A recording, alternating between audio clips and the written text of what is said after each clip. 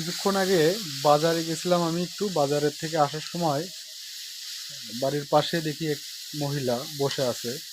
তো ওনার অবশ্য একটু মাথার সমস্যা।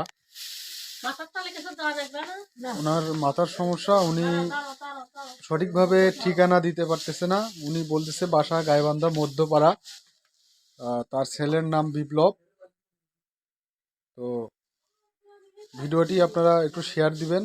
ভিডিওটা শেয়ারের মাধ্যমে হয়তোবা তার আত্মীয় স্বজনের কাছে পৌঁছে যেতে পারে। অবশ্যই যদি কেউ চিনে থাকেন অবশ্যই নক দিবেন।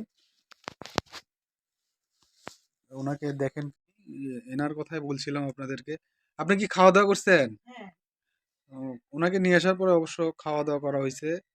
তো অনেক রাত, তো ওনার ঠিকানা অনুযায়ী এখন এত রাত্রে যাওয়া সম্ভবও না। তো আপনার বাসাটা কোথায়? গাইবান্ধা। একটু মাথাটা উঁচু করেন, একটু দেখি দেখি একটু আপনার। এই যে এইদিকে একটু তাকান। আন্টি, এইদিকে একটু তাকান। বয়সে অনেক বড় আর কি উনি। এদিকে কথা বলেন একটু। আপনার ছেলের নাম কি? আমার নাম শিলা। ওনার নাম হচ্ছে শিলা। আপনার ছেলের নাম? আপনার ছেলের নাম বিপ্লব। বিপ্লব। তো আপনার বাসা গাইবান্ধা কোথায়? কোথায়? গাইবান্ধা মধ্যপাড়ার কথা বলছে আর কি। তো ওনাকে যদি কেউ চিনে থাকেন অবশ্যই নক দিবেন। ওনাকে ঠান্ডা, যেহেতু ওনাকে পলটল পাড়িয়ে বিছানা পাড়ে আর কি বসে রাখা হয়েছে যাতে ঠান্ডা না লাগে। গায়ে তো কিছু ছিল না, একটা সোয়েটার পরানো হয়েছে, চাদর দেওয়া হয়েছে।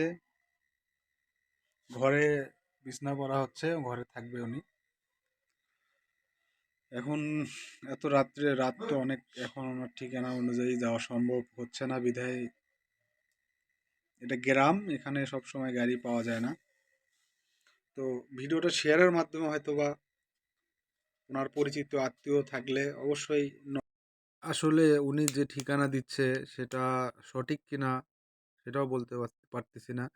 তো দেখি সকালবেলা এখন দেখা যাবে। আর আপনারা ভিডিওটা শেয়ার দেন যাতে করে দ্রুত ওনার খোঁজটা পেয়ে যায়। তার পরিবাররা হয়তো অনেক টেনশন করতেছে। ওনার ছেলে মেয়ে আছে, তারাও হয়তো বা টেনশন করতেছে। তো যাই হোক, সবাই দোয়া করবেন ওনাকে যেন সঠিকভাবে আমরা পৌঁছে দিতে পারি। ঘরে ওনার জন্য বিছানা করা হয়েছিল, উনি সেখানে শোবে না। তো বারান্দায় থাকবে আর কি। আবার মাঝে মাঝে বলতেছে যে বাসায় যাব। এখন তো কিছু করার নেই, ওনাকে এখন বিছানা করে দিয়ে শুয়ে দেওয়া হচ্ছে।